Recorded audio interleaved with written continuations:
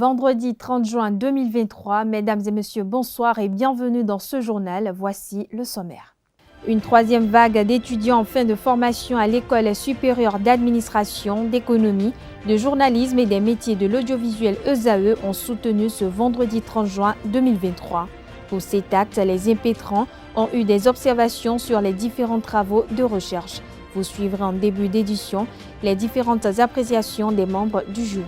Le président Patrice Talon a échangé avec son homologue du Nigeria, Bola Tinubu, le vendredi 23 juin dernier à Paris, en marge du sommet sur le nouveau pacte de financement mondial. Les relations diplomatiques entre le Bénin et le Nigeria étaient au cœur des discussions des deux chefs d'État. Interrogés sur cette actualité, quelques citoyens béninois se sont prononcés. Hors de nos frontières, le Conseil de sécurité de l'ONU a mis un terme immédiat ce vendredi 30 juin à la mission de maintien de paix des casques bleus au Mali, MINUSMA. Un retrait réclamé par Bamako qui se déroulera sur 6 mois. On en parle dans un instant.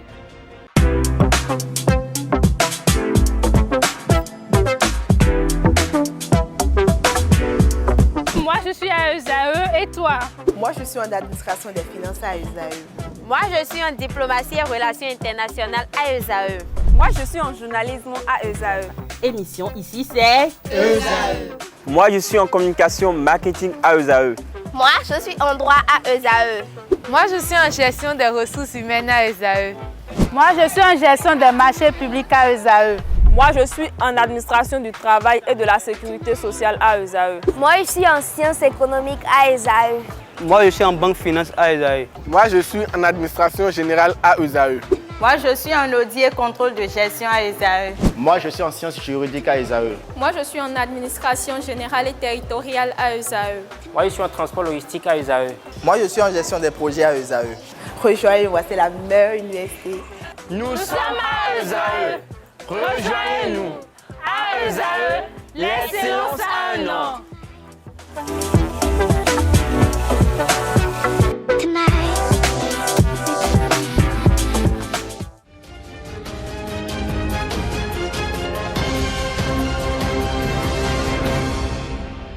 À nouveau, bonsoir, bienvenue si vous nous rejoignez. Des étudiants en fin de formation à l'École supérieure d'administration, d'économie, de journalisme et des métiers de l'audiovisuel ESAE ont soutenu ce vendredi 30 juin 2023 pour le compte de la troisième vague des soutenances.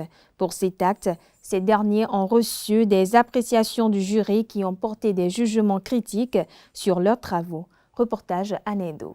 Des étudiants en fin de formation en master d'administration des impôts, de gestion des marchés publics et de gestion des projets à l'École supérieure d'administration d'économie, de journalisme et des métiers de l'audiovisuel ESAE ont soutenu dans la matinée de ce vendredi 30 juin 2023. Les impétrants de cette troisième vague, tout comme ceux des deux premières de cette année, ont planché sur diverses thématiques d'actualité et surtout d'intérêt. Mon mémoire porte sur la création d'une entité de transformation de tomates en conserve dans la commune de Ouida.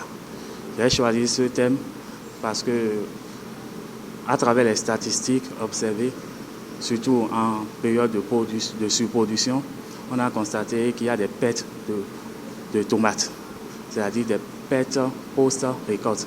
En plus de ça, on a constaté que sur le marché maintenant, il y a assez de produits dérivés de la tomate qui viennent des pays extérieurs. Nous avons parcouru des thèmes, à savoir les retards dans les procédures de passation des marchés publics, la contribution à l'amélioration des activités de passation des marchés publics au niveau des lycées, des universités publiques. Nous avons eu des thèmes concernant l'inclusion et la digitalisation au niveau des banques. Les jurys conviés pour la circonstance ont examiné avec attention les documents soumis à leur appréciation. Il ressort de leur examen des appréciations très favorables aux impétrants du jour. Il y a un effort de recherche, d'écriture. C'est vrai, pour les étudiants de la licence, c'est leur premier essai à la recherche. Mais pour ce qui concerne ceux du master, je pense dans l'ensemble, le travail présenté a acquéri l'assentiment des membres du jury Et je dirais simplement que tout s'est bien passé et l'ensemble, on pourrait dire qu'il y a quand même un niveau acceptable pour tous les mémoires que nous avons eu à présider. Les impétrants du jour viennent de franchir un grand pas après leurs soutenances respectives pour ce qui est de l'obtention du diplôme de master en République du Bénin, car il leur reste les compositions de l'examen national. En attendant, d'autres étudiants auront à plancher dans les semaines à venir.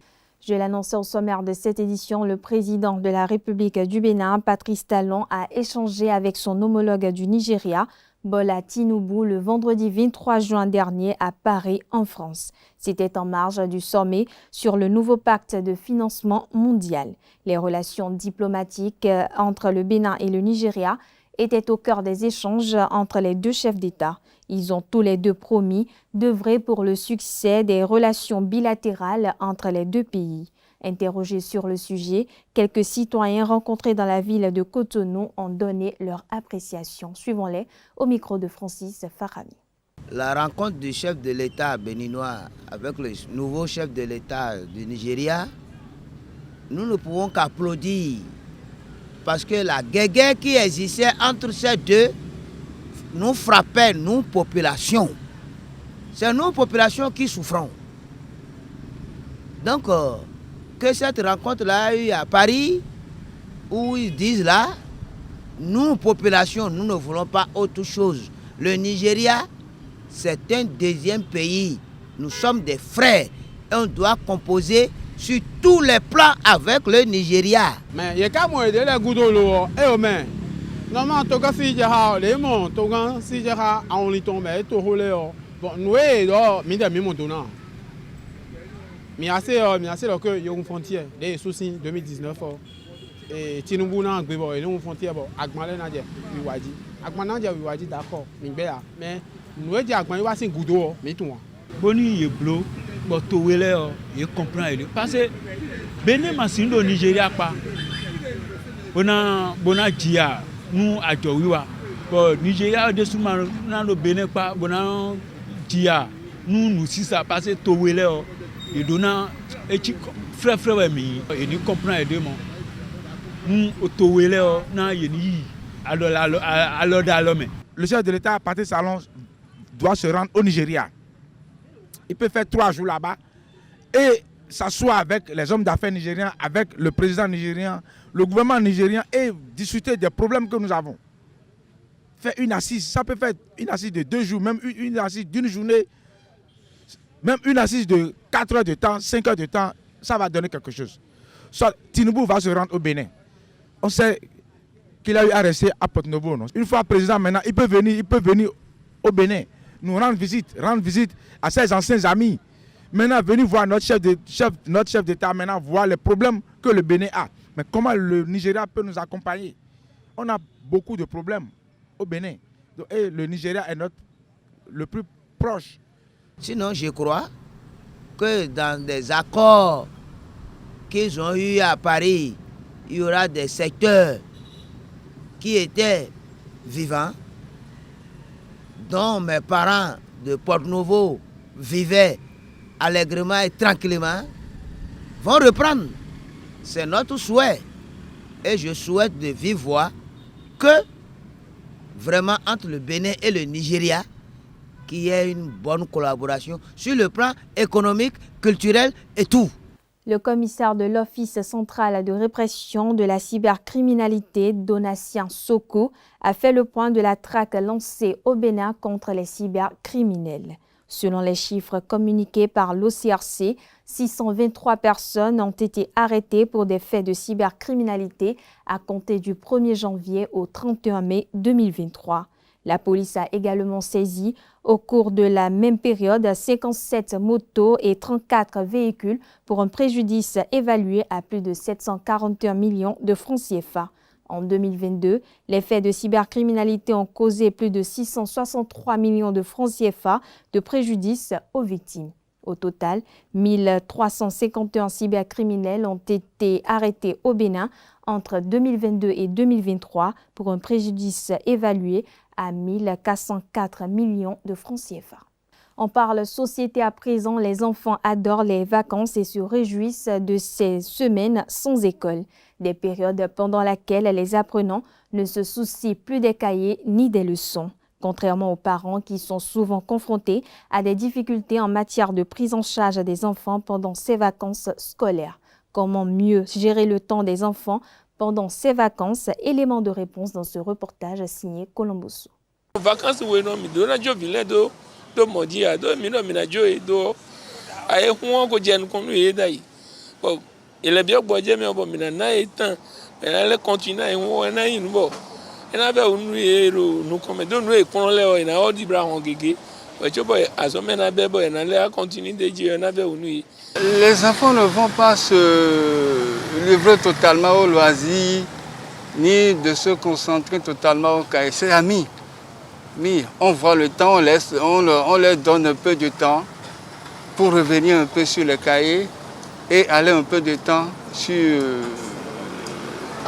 la loisiveté. Mais Dieu est donc prêt pour moi et mais il boit le fort moi na jego do mi do na tin force pour na je do et ba merci de ni représenter de ni abi coup de vacances ne le o mi na je de me bo il na continue pour ne ko ene o coup de vacances ene na zombo nu e kon le o ene na le na e mo je me pere we nu azome na bebo e na continue sona level nu e didi. Pour ceux qui sont allés aux différents examens, il ne faut pas qu'ils croient que les études s'arrêtent là, hein, parce que dès que tu passes de l'autre côté, c'est qu'il faut continuer les études. Il ne faut pas qu'ils baissent les bras.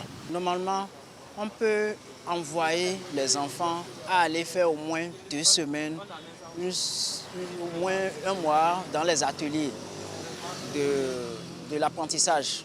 On peut envoyer les enfants dans les jardins, si c'est pour aller vendre. Les enfants aussi peuvent commencer par aller vendre avec leur maman, aller au marché. Dans les ateliers de menuiserie, dans les ateliers de soudure, pour voir comment les choses se passent. Ça crée aussi comme un truc de l'amusement pour l'enfant. Do job sa liji abin de avenue Violette on engbre mi la zo merci aliji on job de di o mi jo edo ni do diplôme eton we onu job de sa liji e na aba nu e we nu. Faut pas laisser les enfants en vrac et il faut les faire gagner le temps pour quelque chose. Faire voyager aussi les enfants, aller découvrir les pays limitrophes, aller découvrir les archéologues, le loisir, ce n'est pas aussi mal. Si on peut, et aussi il faut surveiller leur santé, parce que nous sommes en période de pluie. On parle sport à présent. L'équipe nationale du Bénin perd une place dans le classement du mois de juin 2023 effectué par la Fédération internationale de football association FIFA. Classé 91e au plan mondial lors du précédent classement, le Bénin occupe désormais la 92e place, donc la 20e au plan continental. Après un parcours intéressant à la CAN 2019 en Égypte, l'équipe nationale alterne performance et contre-performance. À une journée de la fin des éliminatoires de la Coupe d'Afrique des Nations 2023, des doutes persistent encore quant à la participation des Guépards du Bénin à la fête continentale du football qui se jouera en Côte d'Ivoire en janvier 2024. Le Bénin a impérativement besoin d'une victoire pour se qualifier. Les Lions de l'Atlas du Maroc dominent toujours le classement africain. Walid Regragui et ses poulains pointent à la 3e place du mondial. Le Sénégal et la Tunisie complètent respectivement la liste du top 3 africain. Hors de nos frontières, le Conseil supérieur de la communication CSC du Burkina Faso a suspendu pour une période de 3 mois la chaîne de télévision française LCI. Une suspension rendue publique à travers une décision En date du 23 juin 2023, le Conseil reproche aux médias français d'avoir livré des informations contestées sur la crise sécuritaire dans le pays et au Sahel le 25 avril lors de l'émission 24 Pujadas, l'info en question. Selon le Conseil supérieur de la communication, il ressort lors de l'émission des propos tenus que des terroristes ont été qualifiés de djihadistes. Pour le CSC, ces allégations ne reposent sur aucune preuve concrète et manquent d'objectivité et de crédibilité. Des déclarations qui, selon le Conseil, sont de nature à créer des troubles au sein des populations et fragiliser la collaboration nécessaire entre l'armée et les civils pour la sauvegarde de la patrie burkinabé. Rappelons que la LCI n'est pas le seul média français suspendu au Burkina Faso. Le 27 mars dernier, il a été également suspendu sous ordre des autorités de la transition, la chaîne de télévision France 24. Et quelques mois avant, la Radio France Internationale avait été également suspendue.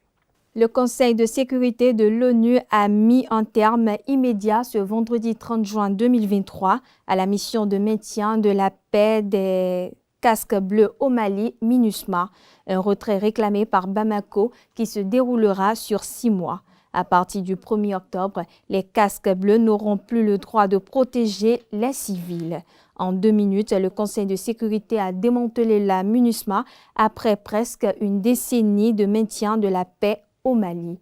Les ambassadeurs russes et chinois se sont félicités que le Conseil se prononce en faveur de la souveraineté de Bamako. Quant au représentant malien qui a insisté sur l'échec militaire de la MINUSMA, il a reconnu l'utilité de la force en matière d'assistance humanitaire et les bons offices du secrétaire général. En revanche, il a regretté que le Conseil continue de voir la situation au Mali comme menaçante en dépit des résultats enregistrés. Les relations entre Bamako et la mission s'étaient largement détériorées depuis la prise de pouvoir des militaires en 2020.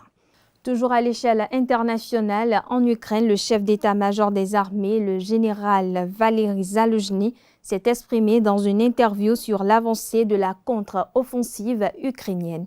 Dans l'entretien, l'homme fort de l'armée ukrainienne a demandé des munitions, des avions et surtout de la patience. Il n'a pas caché son exaspération contre les acteurs du monde occidental qui attendent des miracles des Ukrainiens, mais sans les aider de manière décisive. Dans cette interview, le général en chef s'irrite que les alliés poussent l'Ukraine à contre-attaquer alors que les Occidentaux n'auraient jamais eux-mêmes osé lancer une telle offensive sans couverture aérienne.